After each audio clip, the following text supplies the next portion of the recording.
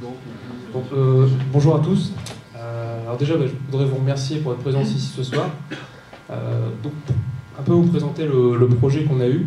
Donc, on est parti du constat que les étudiants et puis les gens aussi avant tout ne connaissaient pas forcément le monde de l'entreprise, du côté de la création d'entreprise.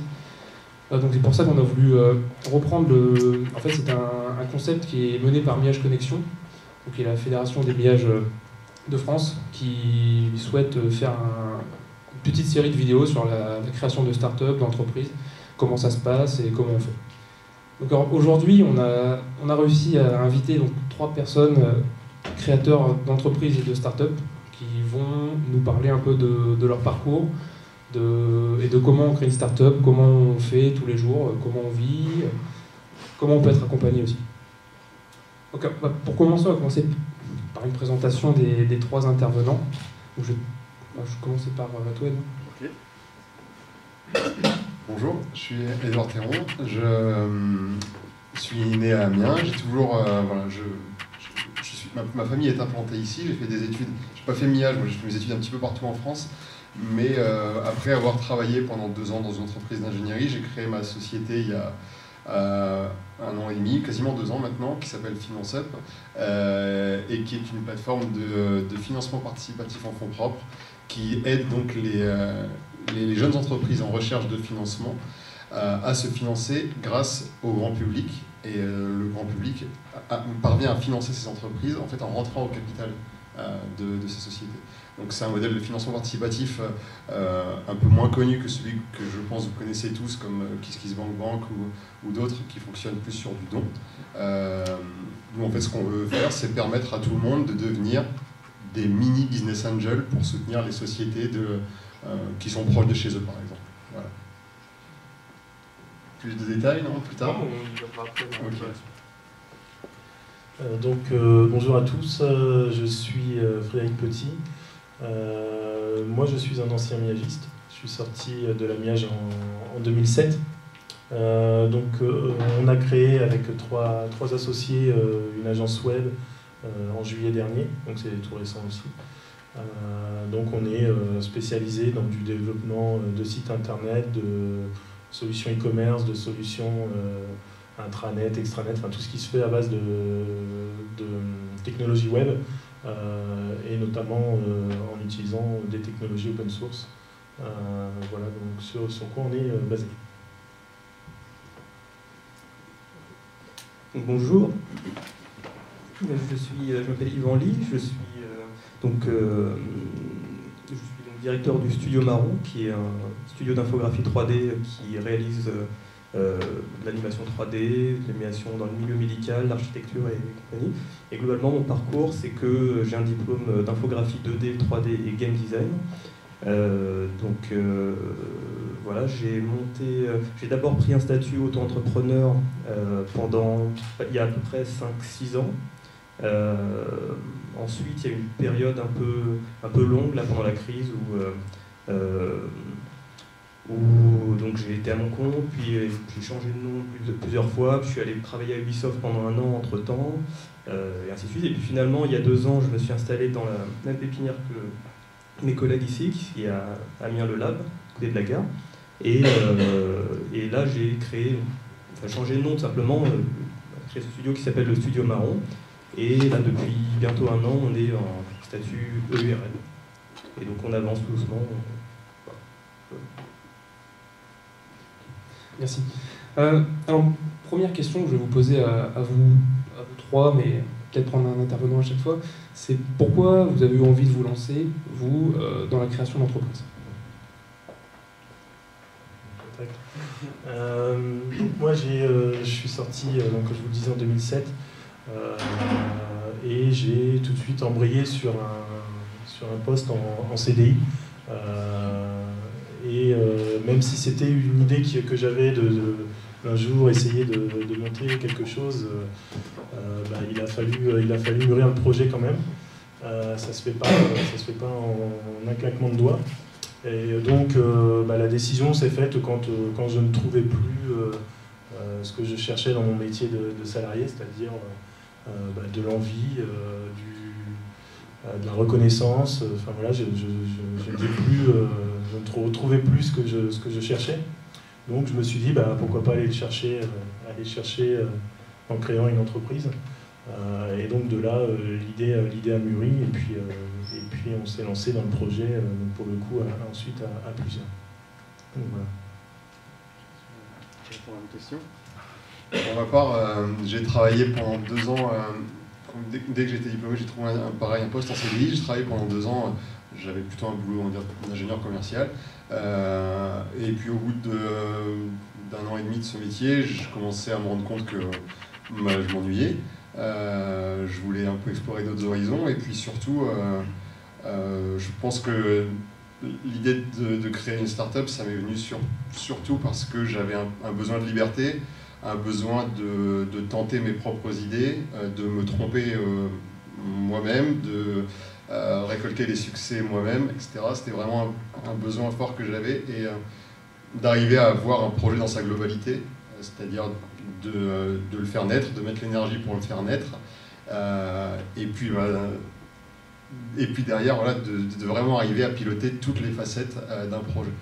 Donc c'est vraiment ça qui m'intéressait, je dirais, la liberté, et puis la volonté aussi d'avoir une emprise forte sur ce que je faisais au quotidien. Voilà. Edouard, justement, donc ici, on a 3 créateurs d'entreprises, mais on a vraiment un vrai créateur de start-up, sans vous vexer tous les deux. On a un créateur donc de start-up, ce qu'on appelle une start-up, mais est-ce que tu peux expliquer aux gens ici, présents ce soir, qu'est-ce qu'une start-up? Parce que je sais que beaucoup de monde ne connaissent pas la différence entre une start-up et une entreprise numérique. Ouais. Il y a aucune raison que quelqu'un soit vexé. En fait, il y a une différence qui se fait surtout dans le business model. Une start-up, par définition, c'est une entreprise qui ne sait pas comment elle va faire pour gagner de l'argent dans le futur. C'est-à-dire qu'on met des idées au début, on se dit, voilà, on va essayer de faire telle chose, et puis on verra, au début on va essayer de faire payer telle action, et puis on verra au fil du temps si les utilisateurs sont prêts à payer pour telle chose ou non. On arrête de devenir start-up, à mon avis, le jour où on n'est plus en train d'essayer de trouver un business model, mais le jour où on l'a trouvé. Facebook, par exemple, c'est resté une start-up pendant très longtemps. Eux, c'est même pas qu'ils ne savaient pas vraiment quel était leur business model, ils n'en avaient même carrément pas. Et au fil de plusieurs rounds d'investissement, forcément, les investisseurs commencent à demander, voilà, maintenant que vous avez une telle base d'utilisateurs, il va falloir commencer à réfléchir à comment est-ce qu'on gagne de l'argent avec tout ça. Et donc aujourd'hui, Facebook a clairement trouvé comment ils gagnaient de l'argent avec leur modèle. Ils ont à propos de vous des tas de données personnelles, ils arrivent du coup à vous facturer, enfin pas à vous facturer, à vous proposer de la publicité ciblée qu'ils facturent aux annonceurs. Donc la différence, elle est vraiment dans le business model. Aujourd'hui, Finansol teste des business models.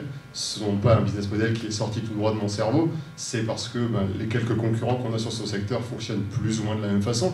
On essaye tous d'innover à différentes échelles, mais grosso modo, on a tous la même philosophie. Mais malgré tout, ça reste un métier très jeune pour lequel on n'a pas de données. Et donc, on verra dans 15 ans si la manière de faire ce métier est la même qu'aujourd'hui. Et il y a fort à parier que ce ne soit pas le cas.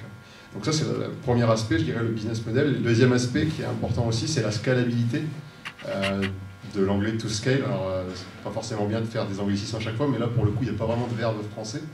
Ça veut dire, avec la même idée, et arriver à augmenter, à avoir des rendements d'échelle croissants, c'est-à-dire à faire en sorte que votre client N+1 soit toujours moins cher à acquérir que votre client N, peu importe à combien vous arrivez. C'est-à-dire que Facebook, pour passer de 1000 utilisateurs à 100 000, ils n'ont pas eu besoin de multiplier leur coût variable par 100. Ils ont eu besoin d'augmenter évidemment leur structure, leur réseau, etc. Mais à chaque fois, c'est de moins en moins cher en fait d'acquérir ces clients. Et donc le fondement d'une startup aussi, il est là, on peut grossir tout en gardant un business model unique et tout en scalant, c'est-à-dire sans avoir une ressource supplémentaire pour chaque client. Je pose à toi une question, Yvan, maintenant. Comment est-ce qu'on finance son activité quand on débute? Comment on peut faire pour financer? Est-ce qu'il y a un appui quelque part qu'on peut demander ou autre chose? Ou comment toi tu as financé ton activité? Moi j'ai rien financé du tout en fait. Il y a eu une période de quelques années où j'étais encore chez mes parents, donc c'est quand même un bel avantage. Et puis non, j'ai rien financé ici. Dans mon cas, j'avais juste besoin d'acheter un PC, quelques logiciels, et puis voilà. Mais je sais qu'il y avait plein d'aides, il y a plein d'aides au départ qu'on crée des différents statuts, et là, moi j'en ai pas profité.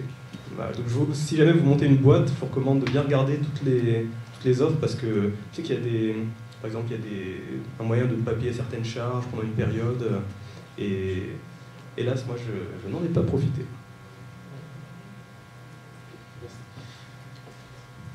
Je vais juste rebondir sur ce que dit Yvan, parce qu'il dit qu'effectivement il ne profite pas d'aide au sens financier, j'imagine. Ouais. Mais effectivement, par exemple, on est tous les trois pensionnaires de la pépinière Amiens-le-Lab. Et dans le cadre donc d'une pépinière, on a quand même des conditions qui sont à des tarifs défiant toute concurrence pour s'installer, avoir un bureau. Il faut postuler, il y a un dossier à remplir, mais ça fait partie des aides matérielles qu'on peut avoir quand on crée une entreprise. Et je sais qu'après, il n'y a pas que des aides, il y a des prêts d'honneur, il y a des choses comme ça qu'on peut solliciter, mais c'est toujours, faut rembourser, ce qui est en soi plutôt logique. Donc il existe quand même un panel d'aides qui est à votre disposition. Après, ça dépend de où on s'implante, notre activité, ce qu'on fait.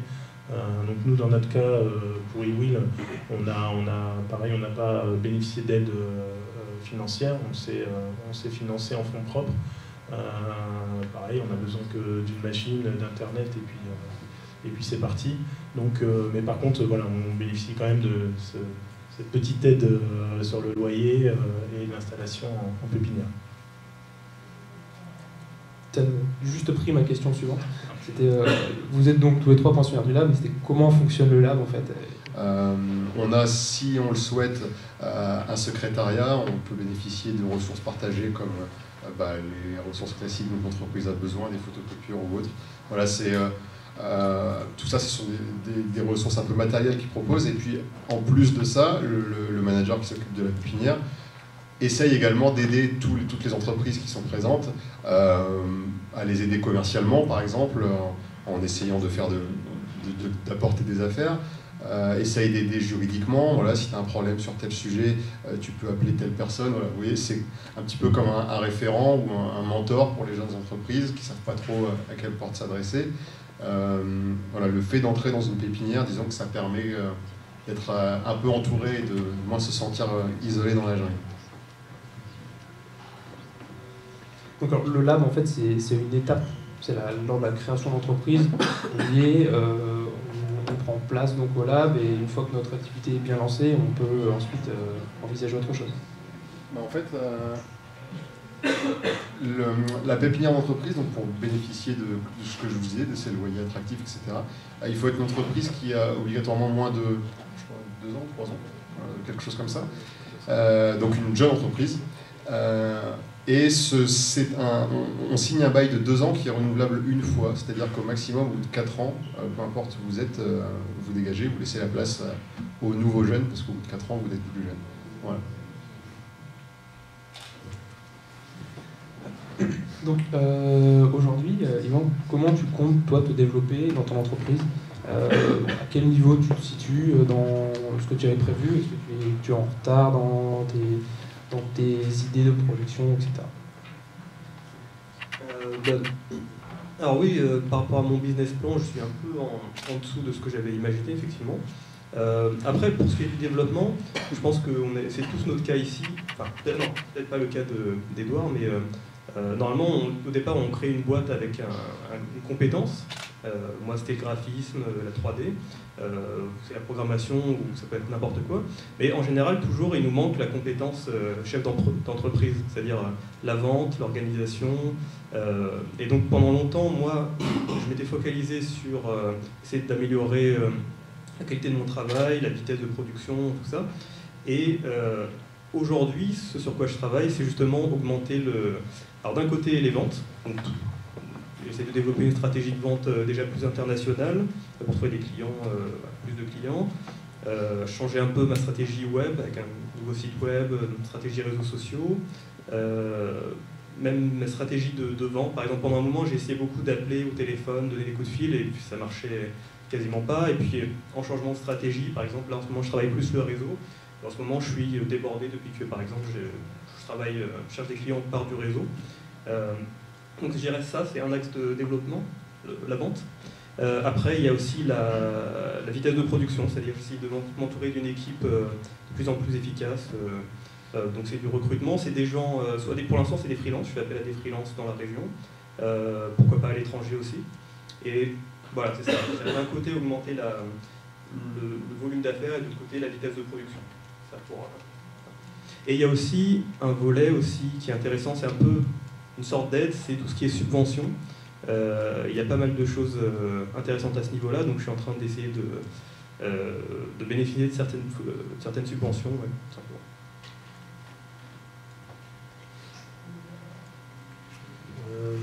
Nous, sur notre cas particulier, donc on a un business plan qui est très classique pour une agence web, mais par contre on sait que, enfin c'est pour ça qu'on est deux programmeurs et chefs de projet qui faisons tout l'aspect production, et ensuite on s'est aussi entouré d'une personne qui s'occupe de l'administratif et d'une personne qui s'occupe justement de tout ce qui est vente, recherche de clients, partenaires, gérer la facturation pour que nous on soit dans le tunnel de développement, mais qu'on n'oublie pas l'aspect il faut chercher des clients pour demain, et quand on développe on n'a pas le temps de le faire. Donc là-dessus on s'est structuré de la sorte pour pouvoir, quand on est en tunnel de développement, ça continue à chercher des clients de l'autre côté et ça n'attend pas qu'on soit sorti de ce tunnel-là pour rebondir. Pour continuer, donc, on va dire que j'aimerais savoir si vous pouviez nous proposer un petit peu les qualités d'une personne qui souhaite donc lancer son entreprise et réussir. Quelles sont les qualités qu'il devra avoir, qu'est-ce qu'il ne doit pas faire aussi? Si j'avais la recette miracle pour réussir, déjà je vous la donnerais pas. Non, je plaisante. Je la partagerai quand j'aurai réussi. Les qualités pour réussir, je pense que pour se lancer, il faut quand même avoir une très grosse résilience, très grosse capacité à encaisser des coups. C'est encore plus vrai quand on est justement dans un modèle start-up où on n'est même pas sûr de quel business model il faut mettre en place, de comment vendre son produit ou son service, etc. Le quotidien fait vraiment des montagnes russes entre les super nouvelles et les nouvelles désolantes. Donc ouais, la première qualité, c'est être prêt à s'en prendre un peu plein la figure. Deuxième point, si c'est l'argent qui vous intéresse, c'est super, mais du coup, il faut choisir autre chose, parce que clairement, l'entrepreneuriat, c'est vraiment pas le meilleur moyen pour gagner de l'argent. Enfin, si vous voulez gagner de l'argent, devenez banquier ou faites autre chose, mais il y a une chance que vous gagnez beaucoup d'argent en étant entrepreneur, mais elle est ridicule par rapport au cursus, à la chance que vous auriez si vous suiviez le cursus bancaire, par exemple. Donc si c'est votre motivation, non, je vous conseille de faire autre chose. Et puis le troisième point, je pense que c'est de savoir s'entourer. On va dire s'entourer et déléguer. Alors moi je ne peux pas encore dire que je délègue parce que notre équipe est beaucoup trop petite. On fonctionne vraiment à vue, il n'y a pas vraiment de procédure. Mais sachez vous entourer dès le début. Il vaut mieux se partager un gros gâteau qu'avoir un tout petit gâteau tout pourri tout seul, quoi. Voilà.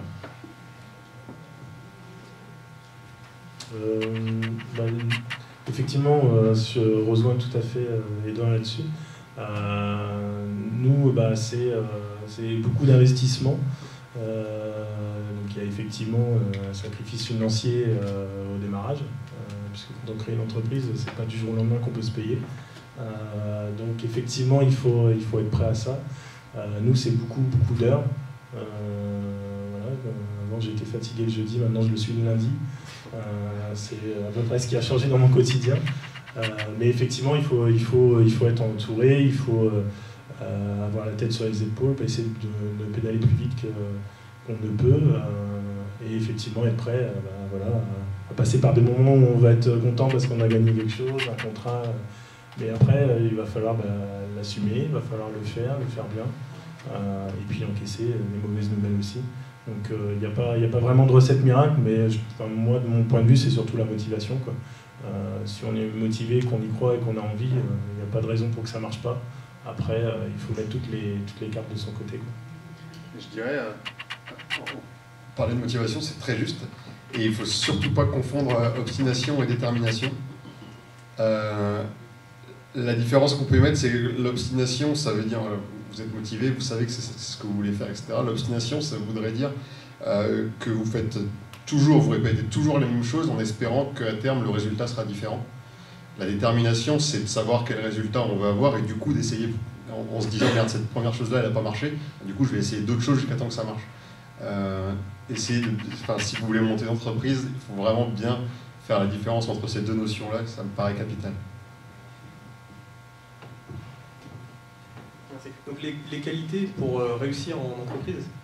Déjà, moi par exemple, je crois que je ne suis pas le seul, mais j'aime bien regarder ce que disent les grands entrepreneurs, Bill Gates et compagnie, Steve Jobs.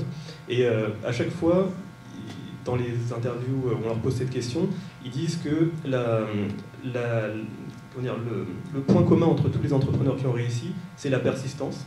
Donc c'est un peu ce que vous dites. C'est-à-dire, en fait, c'est assez long. C'est même très long, c'est souvent plus long que prévu d'ailleurs, j'ai l'impression. Ça veut dire qu'il faut déjà aimer assez aimer tellement le métier qu'on vise qu'on est prêt à passer beaucoup de temps dessus, même si on ne gagne pas d'argent au début, même si c'est dur, même s'il faut faire des nuits blanches. Moi j'en fais beaucoup en tout cas, des nuits blanches. Donc je dirais avant tout, c'est une sorte de une motivation. Après, sûrement que il faut avoir un certain sang-froid parce que souvent on essaye des choses et ça ne marche pas. Et il faut, à mon avis, avoir cette logique, on se dit bon, ça n'a pas marché, qu'est-ce que je n'ai pas bien fait et où est-ce que je peux m'améliorer, quelles sont mes faiblesses. Et il faut, à mon avis, tout le temps être en train d'apprendre, par exemple en vente. En vente, c'est pas mon métier du tout, mais je lis des livres sur la vente, des livres de stratégie d'entreprise, je demande des conseils un peu partout. Donc il faut être constamment, à mon avis, en train d'essayer d'apprendre et de s'améliorer. Je dirais sûrement ça. Et après, pour la motivation, il y a un truc que je peux vous donner, c'est d'aller au Salon des entrepreneurs à Paris. Et en général, si vous allez là-bas, je pense que vous aurez... en fait, il y a tellement de gens motivés qui vous poussent, qui vous disent il faut le faire, ils vous montrent des chiffres qui démontrent que c'est le meilleur moment pour monter une boîte et voir juste l'ambiance, tous les chefs d'entreprise. Moi, il y a une sorte d'émulation qui se passe et finalement ça donne un coup de motivation et après on peut après en général beaucoup de gens qui sont allés dans ce salon là finalement après ont décidé de monter leur boîte. Je vous recommande de faire ça, ça permet de savoir si c'est vraiment fait ça, si c'est vraiment fait pour vous ou pas, mais disons que la motivation elle peut venir aussi comme ça par émulation, voilà. Prochaine question, donc, ça sera est-ce que se lancer avec des gens qu'on connaît c'est plus facile, mais est-ce que c'est pas non plus une contrainte après? Si on souhaite lancer son entreprise avec des amis ou avec des gens qui sont proches de nous, est-ce que c'est une bonne chose ou pas vraiment une bonne chose au final? Alors nous, nous on peut se, voilà, on est quatre, on est effectivement amis.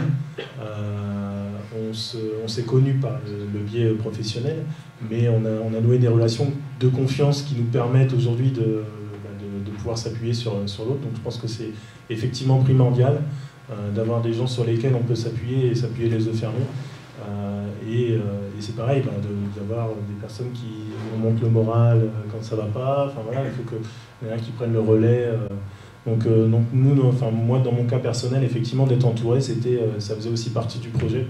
C'était de créer une boîte, oui, mais tout seul, pourquoi pas, peut-être que je m'en serais sorti, mais je pense que aujourd'hui, on est les bonnes personnes et la bonne structure pour m'amener, moi, dans mon défi personnel et mon intérêt personnel, là où j'ai envie d'aller. Donc je ne pense pas que j'aurais eu les capacités pour le faire tout seul, ni la détermination d'aller jusqu'au bout. Tandis que là, je sais que voilà, quand ça ne va pas, il y en a toujours un ou une qui vous met un coup de pied dans le derrière, et puis hop, on est reparti, quoi. Donc voilà là-dessus. Oui, en effet, moi j'ai cofondé FinanceUp avec deux amis. Mais c'est exactement ce que tu disais, c'est-à-dire que ça a des très bons côtés, mais ça a aussi des côtés dangereux. Et avant de se lancer dans une aventure comme ça, il faut surtout être sûr de la répartition des rôles de chacun et de la manière dont chacun va s'investir dans la réussite du projet. Il faut évidemment avoir pleine confiance et surtout avoir pleine confiance dans la capacité de discussion et de communication qu'il va y avoir entre vous, parce qu'il va y avoir des moments compliqués et c'est jamais très bon, un peu comme dans un couple, de ne pas dire un jour qu'il y a un comportement qui commence à saouler un petit peu ou autre chose. Il faut plutôt le dire sur le moment. Sans chercher le conflit évidemment, mais justement à dire pour désamorcer ça. Donc ouais, la principale clé, c'est vraiment la communication. Je pense que, bon, j'ai pas la statistique exacte, mais le taux de défaillance de start-up, on va dire dans les 3 années qui suivent leur création, une des causes principales, c'est je me suis frité avec mon cofondateur en fait. Ah oui, parce que vous ne connaissiez pas bien. Non, on était amis d'enfance, mais il s'avère qu'il y a eu une difficulté à un moment. J'ai voulu lui faire comprendre qu'il fallait faire comme ça et que j'attendais plus ça de lui, etc. Et il m'a dit que j'étais qu'un con, et puis voilà. Donc il faut surtout pas négliger cet aspect-là. Et autre chose, si vous voulez lever des fonds un jour, si vous créez une start-up, si vous voulez la faire grossir, vous allez forcément avoir besoin d'investisseurs à un moment ou à un autre. Les business angels, les fonds d'investissement, les plateformes de crowdfunding comme FinanceUp regardent une chose en priorité, c'est la qualité de l'équipe. Et ça arrive de moins en moins, pour ne pas dire plus jamais, qu'on investit dans un entrepreneur solitaire, dans une start-up avec un entrepreneur solitaire. Donc la création d'une équipe, vraiment, ça compte beaucoup. Regardez PayPal, tout le monde connaît PayPal, j'imagine. Ça a été créé en 99. Co-créé par Elon Musk, par Peter Thiel et plein d'autres. Là, c'est vraiment l'exemple extrême.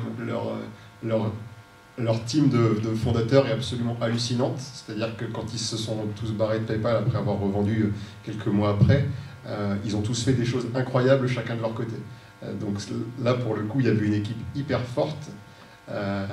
Et voilà, c'est l'exemple qu'une équipe hyper forte, vous voyez, ils ont fait PayPal, qui a été revendu 1,5 milliard en 2002 à eBay. Et même après ça, ils ont encore fait des trucs plus énormes que PayPal, chacun de leur côté. Enfin, vous vous rendez compte? Donc la qualité de l'équipe, c'est vraiment la clé pour réussir votre entreprise et pour passer les moments difficiles. Et si vous souhaitez créer une start-up, croyez-moi, vous allez en avoir. Alors moi je suis tout seul, donc je suis un peu mal barré pour trouver des investisseurs. Mais en même temps, vérité. Ouais. Et pour l'instant, je demande justement, moi je préfère, c'est pas une stratégie où je recherche de l'investissement pour l'instant, donc pas trop grave.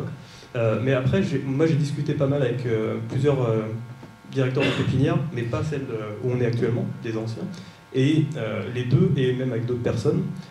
Alors j'espère que pour vous ça va bien se passer. De toute façon, vous êtes une équipe, une super équipe, mais les deux chefs d'entreprise les deux directeurs de pépinière m'ont dit qu'ils n'ont jamais vu une start-up, une entreprise avec 2 personnes, 3 personnes qui marchait bien, qui ne se fritait pas et qui ne...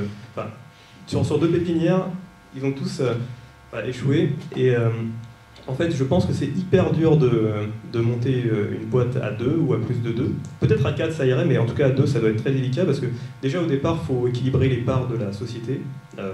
Donc là, il y a quelques soucis à régler. Mais après, peut-être pendant la première année, deuxième année, ça va bien, j'imagine. Mais il suffit qu'il y en ait un, une fois que ça marche, il suffit qu'il y en ait un qui commence à relever le pied, par exemple, à se dire « Ok, c'est bon, on est tranquille, on peut se détendre », et un autre qui soit encore motivé. Et ça va faire une différence, ça va faire qu'il y en a un qui va avoir l'impression de faire tout le boulot, et voilà, et donc ça va créer une base de conflit. Et après, j'ai vu des vidéos aussi sur ça sur Internet, de grands chefs d'entreprise qui parlaient de cette question. Et la réponse qu'ils donnaient, c'était que quand on monte une boîte, il faut voir les personnes avec qui on monte sa boîte un peu comme un mariage, parce qu'on va passer ensemble 10 ans, peut-être 5 ans, 10 ans si ça marche. Et donc au bout d'un certain nombre d'années, les gens ont des objectifs de vie différents. Il y en a qui vont toujours vouloir se dépasser, puis il y en a qui vont plutôt vouloir monter une famille, il y en a qui vont vouloir se détendre et puis avoir une vie plus cool. Et ça risque de créer des conflits. Donc moi il me semble que c'est assez délicat de réussir vraiment à monter une boîte à plusieurs. Mais c'est pas impossible. Hein. Comme je peux pas laisser passer ça, il faut que je rebondisse. En fait, je comprends bien pourquoi Yvan dit ça. Moi, je suis pas du tout d'accord. La différence, elle va se faire sur le niveau d'ambition que vous avez. En effet, il est possible que si votre ambition, c'est simplement d'avoir votre boîte pour être votre propre patron et puis de pouvoir partir en vacances avec votre petite famille 2 fois par an, comme le font beaucoup d'entreprises, encore une fois, c'est pas du tout un jugement de valeur que je fais, si c'est ça votre objectif, oui, en effet, dans ce cas-là, c'est peut-être compliqué d'avoir des cofondateurs, parce que voilà, il est possible que vous ayez envie d'une si grande autonomie que vous n'avez pas envie de partager le gâteau avec quelqu'un qui va vous dire mais non, plutôt que de sortir des dividendes, on devrait plutôt investir dans une nouvelle machine ou quoi. Ouais, ça peut vous faire chier. Sauf que si on parle des entreprises avec une ambition mondiale et une ambition de leader sur son marché, bon, alors c'est un peu triste, mais enfin c'est pas triste du tout, mais c'est triste pour les Français, mais elles sont toutes américaines, que ce soit les récentes comme Facebook, des un peu plus anciennes comme Microsoft ou Apple, il n'y en a aucune qui s'est créée avec un seul mec. Il y en a toujours un qui tire un petit peu la couverture à lui, parce que c'est celui qui a le plus de charisme, parce que c'est celui qui s'est plus investi à un moment, c'est celui qui a réussi à faire pivoter une situation qui était catastrophique, il a réussi à la transformer en situation extraordinaire. Donc forcément quand on voit ça après la bataille, l'histoire est toujours racontée par les vainqueurs en fait, et on peut penser que Bill Gates il a effacé un peu ses cofondateurs, notamment Paul Allen, parce que voilà, Bill Gates c'est Bill Gates. Aujourd'hui, à l'époque il avait probablement plus de charisme, c'est lui qui avait la vision stratégique du truc, etc. Mais n'empêche que sans Paul Allen, il aurait probablement jamais créé ce qu'il a créé. Et c'est pareil pour Steve Jobs avec Steve Wozniak, c'est pareil pour Zuckerberg avec Eduardo Saverin ou avec les autres. Regardez The Social Network pour ceux qui ne l'ont pas vu, par exemple. Vraiment, ça me semble capital. La différence, comme je disais, donc, elle va peut-être être au niveau d'ambition. Si vous avez une ambition de start-up mondiale qui va dominer son marché, comme peut le faire Uber aujourd'hui ou Airbnb, tout seul, vous n'y arriverez jamais, jamais, jamais. Ça, je peux vous l'assurer. Je signe ce que vous voulez, vous n'y arriverez jamais. Voilà. Merci. Pour continuer, donc, est-ce que vous pourriez nous donner un conseil donc, à tous les créateurs de start-up que vous êtes pour vous, pour se lancer? S'ils hésitent, qu'est-ce que vous pourriez leur dire? Je ne sais pas si je suis mieux placé pour parler de ça, puisque c'est effectivement... mais voilà, c'est... si vous en avez l'envie, voilà, faut prendre... Enfin, moi, je prends sur le travail côté plaisir. J'ai toujours voulu me faire plaisir dans ce que je faisais, parce que c'est là où on est le plus motivé, et c'est là où on y va naturellement. Donc voilà, quand j'étais arrivé à un moment de ma vie où je ne prenais plus ce plaisir-là, je me suis dit, voilà, quels sont mes choix possibles? Il y avait celui-ci, je me suis dit, bon allez, je fonce, quoi.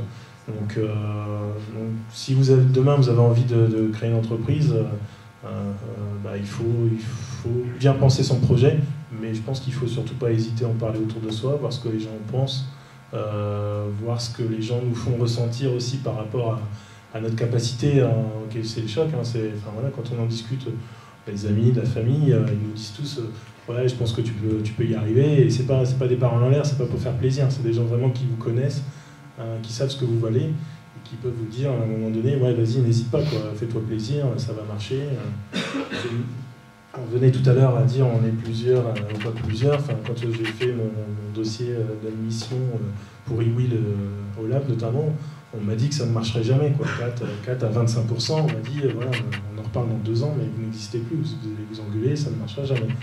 Donc oui, on sait qu'on va s'engueuler, on sait qu'on va se prendre la tête, mais on sait qu'on est tous les 4 motivés, et tous les 4, on vise le même objectif. Donc on sait qu'il y aura des mauvais moments, mais on sait qu'on doit les passer, on sait que ça tient quand même. Après, le travail, on sait qu'on le fait bien, et donc voilà, la principale mission qu'on a aujourd'hui, c'est qu'effectivement, on se jette à fond dans le projet, et on reviendra derrière d'ici quelques mois pour voir le chemin parcouru et ce qu'il nous reste à faire, mais pour l'instant, on fonce, quoi. Pour vous lancer, moi je dirais qu'il ne faut surtout pas attendre d'être prêt, parce que vous ne le serez jamais. À n'importe quel moment de votre vie, que vous ayez 20 ans, 30, 50, 60, il y aura toujours beaucoup plus de raisons de ne pas se lancer que de raisons de se lancer. Enfin, n'importe quand. Quand vous êtes jeune, c'est parce que je suis jeune, j'aimerais bien quand même profiter un petit peu pour pouvoir partir en vacances, tout ça. Or, créer une start-up, ça implique que, à moins d'être hyper chanceux, je vais quand même pas avoir beaucoup d'argent pendant plusieurs années. Après, quand vous êtes un peu plus vieux, j'ai 40 ans, j'ai un crédit immobilier, j'ai des enfants, je peux quand même pas prendre le risque de donner que des pâtes à manger à mes enfants pendant 5 ans. Donc vous aurez toujours des raisons très, très bonnes, vraiment objectivement très bonnes, de ne pas vous lancer. Donc en fait, votre volonté, elle doit être au-delà de ça. Et, moi, tous les jours, peut-être pas tous les jours, mais quasiment, en ce moment, je me dis, mais putain, mais pourquoi est-ce que je me suis lancé là-dedans? Franchement, il y a des jours où je me dis, là, j'arrive à rien, c'est pas possible, ce sujet n'avance pas, ça fait des semaines qu'il traîne, j'arrive pas à comprendre ce point, pourquoi ça bloque à cet endroit-là, machin. Donc, voilà, plusieurs fois par jour même, je me dis, vraiment, j'étais quand même beaucoup mieux avant. Sauf que quand je prends un petit peu de recul, finalement, pour rien au monde, je reprendrai mon poste d'avant, parce que voilà, malgré tout, j'aime ce que je fais, et il vous faut vraiment cette volonté. En fait, il y a une image qui est intéressante que j'emprunte à mon ami Damien, qui est mon voisin de bureau du lab. D'ailleurs, je ne pense pas qu'elle soit de lui, cette image-là, mais c'est lui qui me l'avait soumise.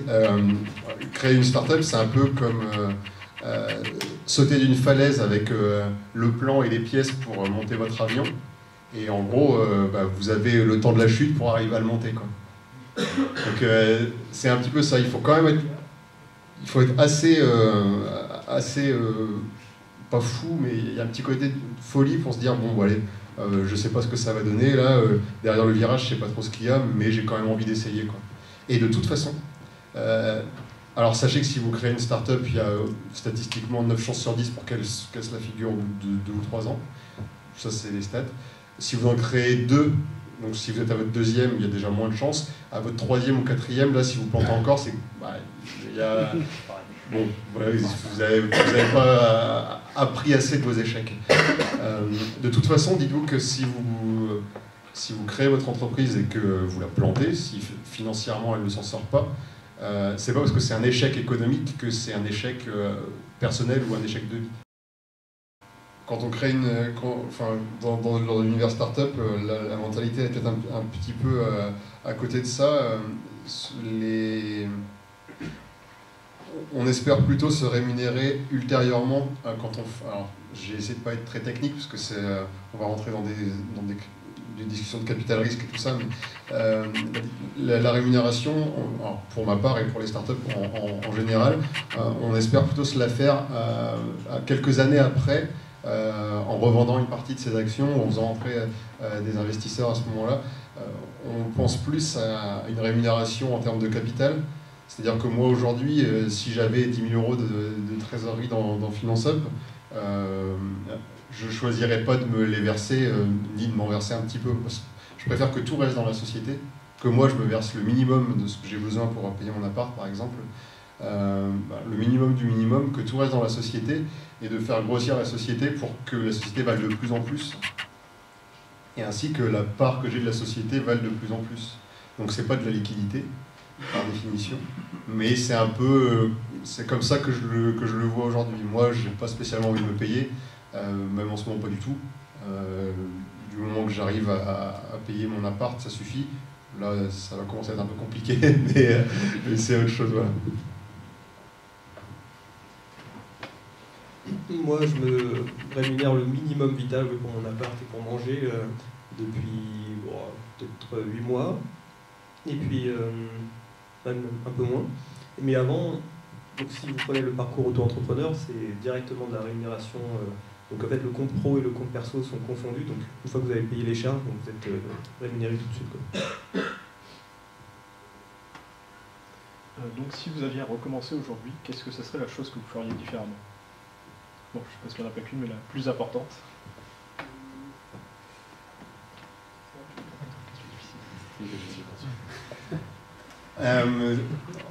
En fait, je ferais plein de choses différemment, mais je ne peux pas m'en vouloir de ne pas les avoir fait quand j'ai lancé Financeup, parce que c'est des choses que je ne savais pas. Donc là, aujourd'hui, je travaille aussi sur un deuxième projet, par exemple, et je vais beaucoup plus vite. J'avance beaucoup plus vite parce que je me pose moins de questions sur qui est-ce que je dois contacter, par quels moyens je le contacte, qu'est-ce que je dois signer,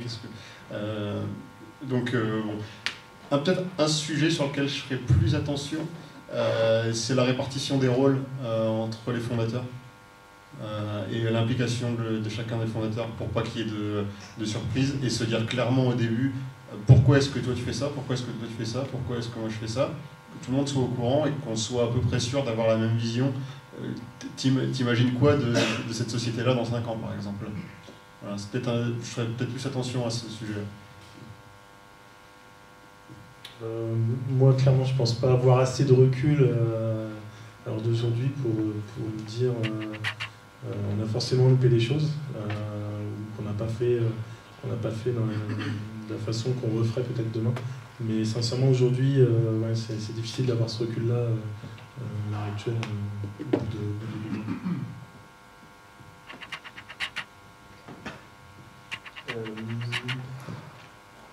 Je crois que j'avais une idée, mais... non, mais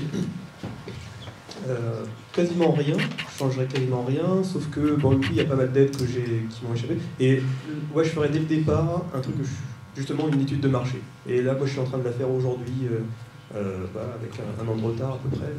Mais ouais, une plus grosse étude de marché pour bien savoir toute la concurrence sur tout le territoire français et voire international, voir combien ils payent, voir ce qu'ils offrent, quelle est leur offre, pour pouvoir mieux se positionner plus efficacement.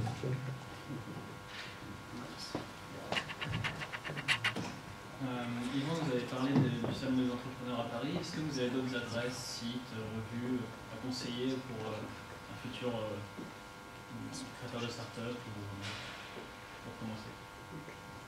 Déjà, si vous tapez, je crois, Exposition Paris ou Salon Paris, vous allez tomber sur des listes de, je sais pas, il y a combien de milliers d'événements professionnels à Paris. Il y en a plein qui sont gratuits, donc déjà, il y a tout ce qu'il faut. Salon des entrepreneurs, c'est bien. Après, qu'est-ce que je veux d'autre? Non, il y a des listes. En fait, en fonction du domaine où vous voulez travailler, il y a toujours des salons. Je sais pas, en bâtiment, il y a une vingtaine de gros salons. Voilà, tout au long de l'année, il y en a des. Cherchez Exposition Paris, Palais des expositions. Palais des congrès. Ouais, mais si vous, là il y a des listes énormes sur des sites qui sont spécialisés pour ça. Moi, comme adresse que je pourrais donner, c'est ce que j'ai dit, la CCI. Pour le coup, ils ont vraiment les gens spécialisés pour ça. Ça aille de l'idée jusqu'à la création même de l'entreprise. Ils peuvent se charger de tout aussi. Donc, on peut se renseigner auprès de la CCI. Il y a les Picardie IT Days qui vont avoir lieu là bientôt au mois de juin, je crois.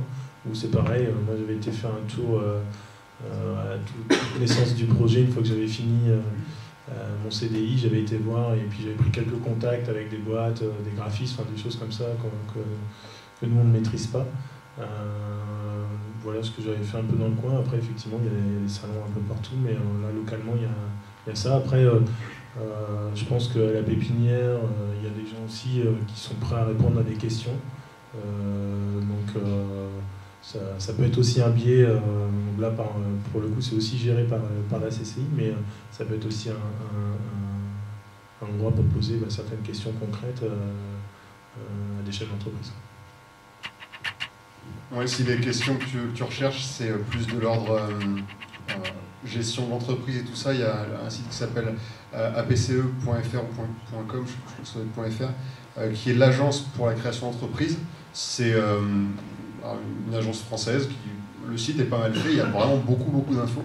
Donc déjà, il faut consulter ça, et ça répond vraiment, je pense, à quasiment toutes les questions qu'on peut se poser quand on n'a pas la moindre idée de comment on crée une entreprise. Donc ça, c'est plus pour la question gestion. Après, moi personnellement, je passe, pour plus la question idée de produits, services, etc. Moi, je passe mon temps, tout mon temps libre sur Twitter, sur les blogs et tout ça. Donc c'est comme ça que je m'abreuve. Et je vais à pas mal d'événements à Paris et ailleurs. Mais ça, c'est un peu au cas par cas, quoi. Ouais. Une question pour l'agence web. Vous parliez tout à l'heure que vous aviez vu dès le départ la rémunération de chacun en fonction de leur situation, et comment vous avez réussi à mettre ça en place concrètement En fait, c'était l'idée principale, c'est de se dire bon là on va galérer un moment, mais on sait qu'on a les aides de l'État, parce qu'on est tous là-dessus pour le coup dans la même situation, mais à des périodes différentes. Donc on sait que l'État va nous aider, mais ça va s'arrêter. Donc l'idée c'était de se dire on va déjà dans un premier temps dans le business plan compter la rémunération qu'on avait avant et qui nous permettent de vivre correctement. On a presque tous des enfants, on a presque tous un conjoint, et donc il y a aussi une situation familiale qui fait que on parlait tout à l'heure, est-ce qu'il faut être bien entouré? On a certes créé une entreprise à 4, mais on n'est pas que 4. Derrière, il y a aussi des familles et des gens qui nous accompagnent et qui sont prêts aussi à faire des efforts pour nous, parce que la rémunération, elle diminue quand même. Donc on avait mis tout ça dans la table, on s'était posé ces questions-là, savoir est-ce que nos conjoints aussi étaient d'accord à faire ce sacrifice, parce que quelque part, indirectement, ça leur retombe dessus. Donc toutes ces questions ont été mises sur la table. Une fois que toutes ces questions étaient répondues, on pouvait se dire on estime qu'on va pouvoir avoir un portefeuille qui va nous amener tant de chiffre d'affaires, et donc du coup ça va nous permettre à l'année de pouvoir en vivre à telle période. Ensuite, nous on savait que du coup au bout de 15 mois il fallait qu'on se rémunère, donc il fallait que notre business plan au bout de 15 mois à minimum nous comble nos salaires, quoi. Sachant que nous, en tant qu'agence web, on vend notre savoir et notre savoir-faire, donc le plus gros du poste en charge, ce sont les salaires.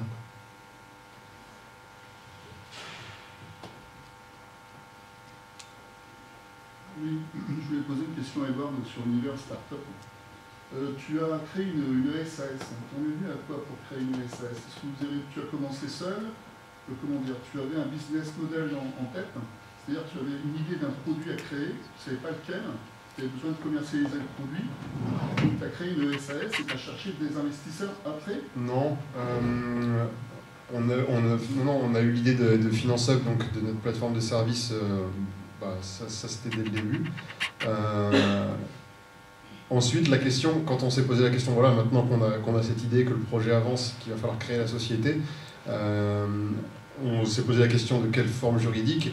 Pourquoi est-ce qu'on a choisi la SAS? Parce que on savait par définition que notre activité allait être peu rémunératrice au début, et que si on voulait la faire perdurer, il fallait à un moment ou à un autre faire entrer des investisseurs.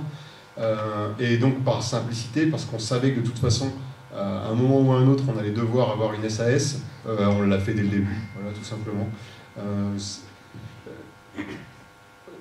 En général, c'est vrai qu'on ne nous l'a pas trop conseillé là, dans l'entourage, on va dire, les conseils de la CCI et tout ça, mais je regrette pas du tout, parce qu'on a fait une première petite levée de fonds il y a un peu moins d'un an. On a fait rentrer 2 investisseurs, du coup ça s'est fait très simplement, et puis là en 2015 on espère en faire une cette fois-ci plus conséquente. Et tout est prêt en fait, on n'a pas besoin de changer les statuts. Mais en fin de compte, ils prennent des parts de Oui. la société au fur et à mesure. Oui, c'est ça, oui. Et il n'y a pas une grosse modification de statut à faire, c'est toi qui distribue son part, c'est un peu à action. Oui, c'est ça. On parle pas d'action parce que ça dépend de la liquidité du capital, mais on parle plutôt de pourcentage du coup. les statuts ne sont en général pas modifiés. Alors on peut faire des modifications statutaires, il peut y avoir des investisseurs qui arrivent et qui disent moi je rentre qu'à la condition qu'on modifie tel article. Bon, peu importe, c'est toujours plus ou moins les mêmes articles qu'on retrouve. Par contre, ce qu'on fait dans ce cas-là, c'est qu'on signe des pactes d'actionnaires. Ça, c'est quelque chose qui arrive au-dessus des statuts. C'est quelque chose qui n'est pas public. Les statuts d'une société, c'est public, tout le monde peut les consulter. Les pactes d'actionnaires, ça reste entre les associés. Et ça régit les droits et devoirs de chacun des actionnaires dans la société. Ça explique par exemple que telle personne n'aura pas le droit de revendre ses actions à n'importe qui sans en avoir informé les autres au préalable, qui, s'ils le veulent, pourront eux-mêmes les racheter, etc. Donc, ça gère un petit peu la vie de l'entreprise. C'est des clauses extra-statutaires, on appelle ça. Moi, je tendance à conseiller tout le monde de tenter l'aventure. Je conseille à tout le monde, même si ça foire. C'est pas grave parce que, surtout quand on est âgé, enfin qu'on est plus âgé, on a une famille, tout ça, bon, on risque, c'est plus risqué quoi. Mais là, comme vous êtes tous jeunes, normalement vous avez zéro à perdre, vous n'avez rien à perdre. Je vois pas ce que vous pouvez perdre à part quelques années, voilà. Et au pire, ces années-là, ça vous fera une grosse ligne sur votre CV qui a beaucoup de valeur, parce que je crois que quand on dit j'ai tenté de monter une boîte pendant 5 ans ou pendant 3 ans dans un CV, en général, ça renforce le CV, même si ça a échoué à la fin. Et en plus, effectivement, c'est un bon moyen d'apprendre pas mal de choses que des salariés ont parfois du mal à comprendre, c'est-à-dire ça permet d'apprendre déjà comment marchent un peu certaines choses en économie, dans les boîtes, ça permet d'apprendre à chercher des contrats, ça permet d'apprendre vraiment pas mal de choses. Mais j'ai remarqué souvent les chefs d'entreprise ou les gens qui ont monté une boîte sont un peu plus matures sur ces questions que des gens qui ont toujours été employés et qui ne se sont pas posés plus de questions. Et puis, même si c'est dur, il y a une sensation de liberté qui est quand même qui est très précieuse. En tout cas, moi, j'aurais du mal à revenir à prendre des ordres d'horaire, par exemple. Je fais des horaires un peu fous, moi, par exemple. Je bosse la nuit, je fais un peu n'importe quoi, mais du coup, je suis libre et c'est quand même c'est une très belle expérience. Moi, je vous conseille malgré tout d'essayer. Voilà. Merci. Donc, pour finir un petit peu cette conférence, c'est à votre tour maintenant de poser des questions, si vous en avez. Vous le signifiez et puis vous pourriez les poser.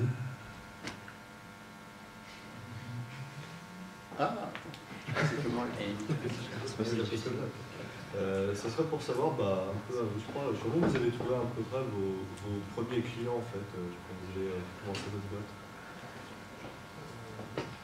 Alors, nous, dans notre cas, c'est du réseau. C'est-à-dire qu'à CAT, on a un réseau de connaissances, professionnelles ou non, qui nous amène à avoir des contacts et des fois des contrats. Vous pariez que demain, vous dites je crée ma boîte, vous me mettez sur Facebook, il y en a qui va dire moi, ça m'intéresse. Voilà, ça va quand même assez vite à ce niveau-là. Après, il faut petit à petit, au début, ça commence tout doucement. Au début, on avait le temps de faire autre chose, de faire de l'administratif, de faire un peu de com, de faire des choses comme ça. Aujourd'hui, on n'a plus le temps. Voilà, on s'est lancé au mois de juillet. Donc, des fois, ça part très très vite. Par contre, il faut être prêt pendant 6 mois à des fois pas savoir ce qu'on va faire demain et se dire qu'est-ce que je fais quoi. Donc effectivement beaucoup part du réseau au début, des gens qui ont soit travaillé avec vous, soit des gens qui disent moi j'ai un projet dans notre cas de site web ou de boutique en ligne, ça t'intéresse, etc. Et voilà. Donc ça s'est fait, pour nous ça s'est fait comme ça. Ouais, franchement, à l'ère de Google, de LinkedIn et autres, je pense que c'est plus vraiment un gros problème. Si tu en veux vraiment et que tu te dis, pour trouver des clients, par exemple, il faut que je passe par telle personne, tu peux très vite entrer en contact avec elle, que ce soit en local, en national ou en international. Il faut bien définir, évidemment, en te lancer quelle est ta cible. Alors, que ce soit des entreprises ou des particuliers, il faut vraiment bien la cerner, faire un profil type, et puis à partir de là, toi et tes associés et ton entourage, on réfléchit à comment est-ce qu'on peut les atteindre. Est-ce qu'on les atteint simplement en distribuant des tracts à un endroit? Est-ce qu'on les atteint en tweetant à mort? Voilà. Et puis voilà, à partir de là, on se fixe quelques directions à suivre, et puis on les essaye, et il est rare que toutes les directions n'amènent à rien, même si elles n'amènent pas de client direct, elles t'amènent au moins un relais pour les clients. Donc autant il y a 20 ans, je ne sais pas comment ils faisaient, autant aujourd'hui, je pense que c'est vraiment plus un problème. Moi, je suis allé c'était dans un salon, il y avait une conférence un peu comme ça, et un des conférenciers venait de monter une boîte de graphisme 3D. Donc je suis allé le voir juste après la conférence, et puis il m'a mis en relation avec un gars, et c'était mon premier client. Je voulais savoir quel est votre statut juridique et quelle a été entre guillemets votre mise de départ. C'est-à-dire comment du jour au lendemain vous avez pu dire je crée. Le terme mise est intéressant. Financeb, c'est une SAS, une société par action simplifiée. Grosso modo, aujourd'hui, ça représente la majorité des créations des sociétés, parce que ça donne une assez grande flexibilité juridique. L'intérêt d'une SAS, c'est qu'on peut faire entrer des investisseurs très facilement sans modifier la structure juridique. On a mis au début un capital social de 15 000 € avec mes 3 associés. Comment on travaillait tous les 3, donc on avait tous les 3 un peu d'argent de côté. Sachez que pour 99% des activités que vous aurez envie de faire, c'est pas un problème. Le capital que vous mettez dans l'entreprise, ça n'est important que parce que c'est ce qui est censé vous permettre de faire vivre l'entreprise jusqu'à ce que vous fassiez entrer vos premiers clients.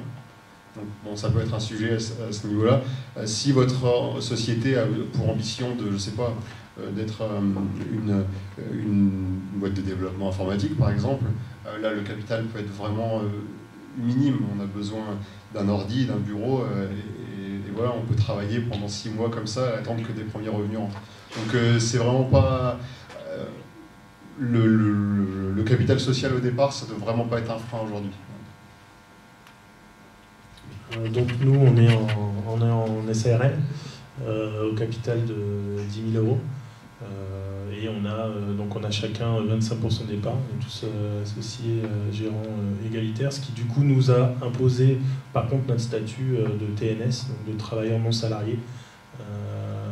C'est la seule chose qui nous a été imposée du fait de ce système-là.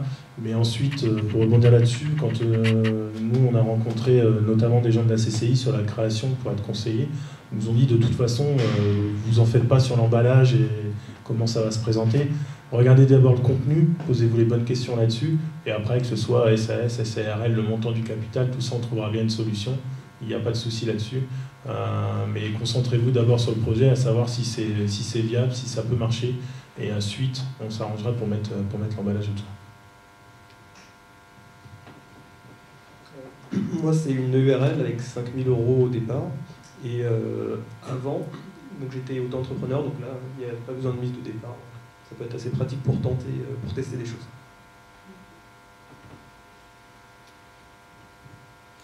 Avez-vous tous réalisé un business plan avant de faire des études de marché Moi oui, de toute façon pour entrer au lab, je crois qu'il faut présenter un business plan. Mais par contre, études de marché, ça j'en ai pas fait, c'était un peu au feeling. C'est quand même un métier et quand on s'y connaît pas du tout, c'est pas évident de faire ça, je pense. Oui, donc effectivement pour entrer au lab, il fallait présenter un minimum de choses. Et donc nous on s'est fait accompagner justement par la CCI, il y a une cellule à la CCI qui est dédiée à ça, sur la création et la reprise d'entreprise. Et donc on a vu un conseiller qui notamment nous a aiguillé sur toute cette partie-là, parce que nous on n'est absolument pas à l'origine dedans, on est dans la technique et pas dans ces aspects-là. Donc on a effectivement bâti ensemble un business plan avec différentes hypothèses, de la plus pessimiste à la plus optimiste, pour dire bon, voilà, on va tabler sur ça et après charge à vous de réaliser le reste pour voir si c'est viable ensuite avec les salaires, des choses comme ça. Donc effectivement tout ça a été travaillé en amont pour savoir si c'était jouable quand même. Oui, on avait fait un business plan aussi. Je je pense qu'il faut le faire, parce que ça donne, quand on se lance quand même, ça donne un petit fil conducteur à essayer de suivre au moins, on peut se raccrocher à ça. L'étude de marché, je pense que c'est important aussi. Avec FinanceUp au début, on l'a peut-être un peu trop négligé, ou du moins on l'a peut-être pas assez poussé. Bon, c'est pas très grave, hein, mais ça fait perdre un peu de temps, parce que voilà, on n'avait peut-être pas une assez bonne vision de ce qu'était le marché et tout ça. Bon. En même temps, c'était assez délicat parce que c'est un marché complètement naissant, donc quand on n'a aucune donnée, c'est pas vraiment facile. Aujourd'hui, avec le recul, et surtout l'expérience, voilà, je sais que si je devais recommencer aujourd'hui, je sais quelles données j'essaierais d'aller chercher rapidement. Donc oui, il faut le faire. Et puis, qu'on le veuille ou non, de toute façon, c'est indispensable pour rentrer en pépinière, pour avoir un petit prêt bancaire, pour n'importe quoi. On va forcément vous demander quelque chose. Donc faites-le sérieusement et maîtrisez vos données, c'est important. À partir de quel moment on s'est dit, ok, je me rémunère, l'entreprise me rapporte de l'argent, enfin, sauf si vous n'en êtes pas encore à ce stade-là. Pour le coup, j'en suis pas encore à ce stade-là. Donc, mais effectivement, c'est prévu dans le business plan en fait. Donc moi, je suis au chômage, donc je suis rémunéré entre guillemets par mes allocations. Donc, je ne me verse pas de salaire.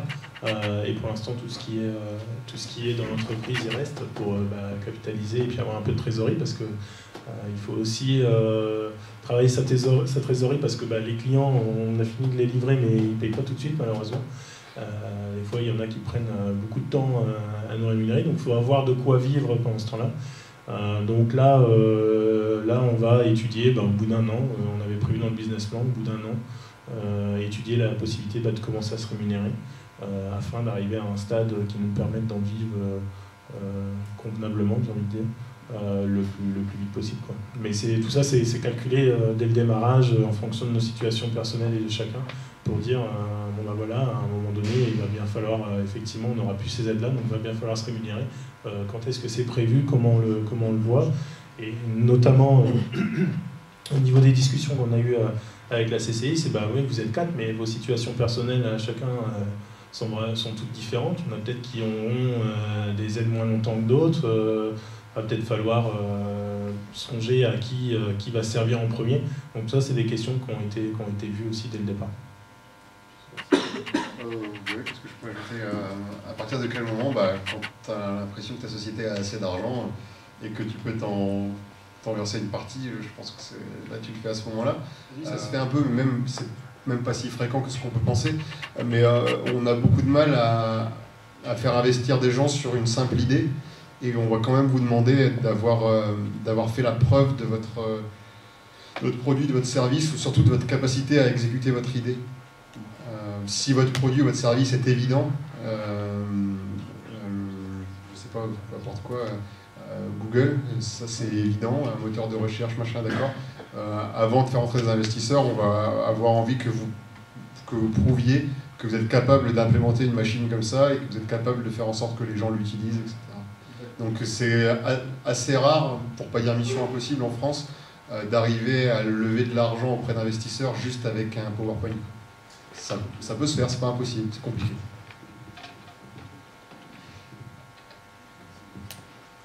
Si vous n'avez pas d'autres questions. Si, j'ai une question.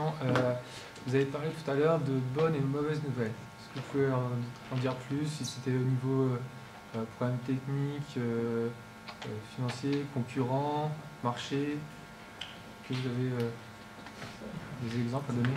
Il y en a beaucoup, j'ai pas... là, le principal exemple qu'on peut donner, c'est un contrat où on répond, on fait un devis parce qu'on connaît les personnes, puis effectivement on se fait souffler, coiffer sur le poteau, donc du coup effectivement on peut être déçu. Après, ça permet aussi d'apprendre, on essaie de comprendre qu'est-ce qui n'allait pas dans l'offre, et on essaie de s'améliorer.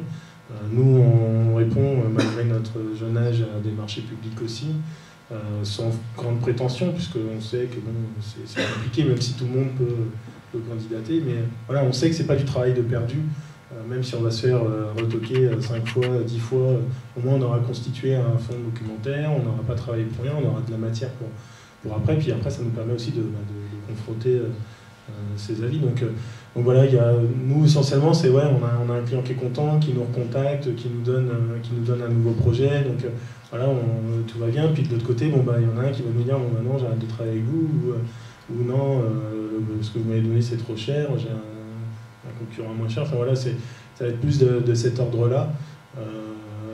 Mais voilà, il faut dire bon, voilà, qu'est-ce qui n'a pas marché dans cette offre, et puis repartir de là. Quoi. Ah ouais, non, mais moi, mes exemples de choses qui vont pas, non, on va y passer la nuit. Hein, y en a plein, ça va du réglementaire, parce qu'on fait un métier réglementé, donc il faut faire gaffe aussi à ça. Où bah voilà, on se rend compte qu'il manque quelque chose pour pouvoir avoir l'agrément, pour pouvoir exercer, ou que cette chose-là, en fait, on pensait initialement que ça prendrait 2 jours, et 3 mois après, c'est toujours pas fini, enfin, c'est ce genre de choses, quoi. Du coup, quand on y réfléchit, on se dit putain, ça fait 3 mois que je suis là-dessus, et ça n'a pas avancé. Bah, sur le moment, ça peut déprimer un peu selon l'importance du truc. Donc non, c'est vraiment très large. Oui, et puis après, évidemment, il y a les coups classiques de on avait un client qui était là, qui nous avait dit ouais, c'est bon, puis qui dit non, finalement non. Et là, c'est un peu aussi l'ascenseur émotionnel, mais ça, c'est même pas ce que je vis le plus encore aujourd'hui. Voilà.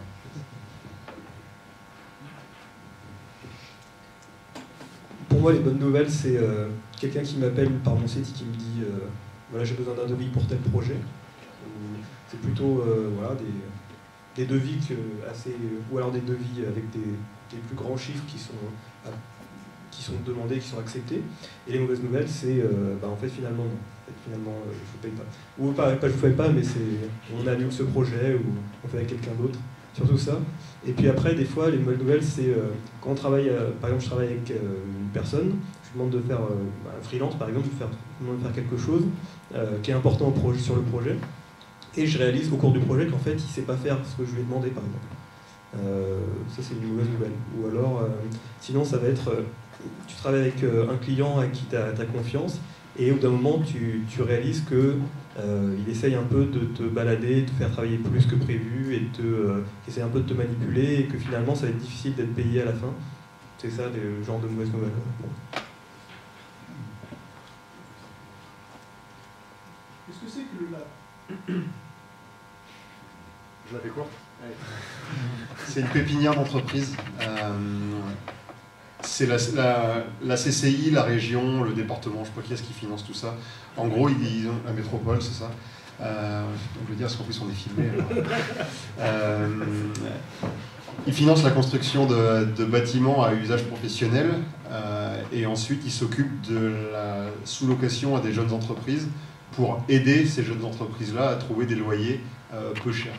Donc, en fait, c'est une partie d'argent public qu'on redistribue pour aider les jeunes entreprises à s'implanter physiquement dans un endroit, tout simplement. Et en plus de ça, ça propose tout un service d'accompagnement, comme je disais tout à l'heure, de mise en relation, de secrétariat partagé, etc. Combien tu payes par mois à peu près? C'est 2 000 € par an. C'est 200 € par mois, charge comprise. Et dis-moi, Edouard, quand tu as commencé, tu avais un travail avant, tu as lancé ta start-up, oui. Tu es seul quand tu as quitté ton boulot. Donc cette start-up, vous l'avez créée à combien? On est 3 cofondateurs. D'accord, ok, donc c'est pour ça que tu as fait une SAS. Oui, on aurait pu faire une SARL à 3. Il n'y a aucun problème. Une SAS, on peut même être tout seul, on peut être 50. Non, le but de la SAS, c'était vraiment pour anticiper l'avenir et les futures rentrées d'investisseurs. Mais sur le moment, on aurait pu faire n'importe quoi d'autre. Et tu les as trouvés comment, tes partenaires? Mes cofondateurs, c'est des amis.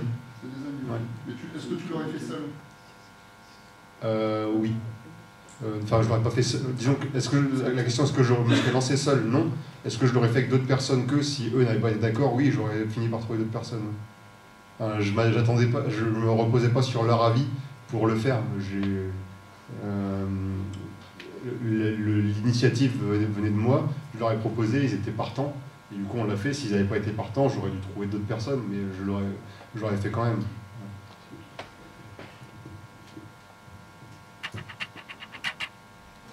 Si vous n'avez plus d'autres questions pour ce soir, déjà je tenais à vous remercier donc, tous les 3 d'être venus nous présenter un petit peu votre métier, ce que vous faites tous les jours et comment vous en êtes arrivé là.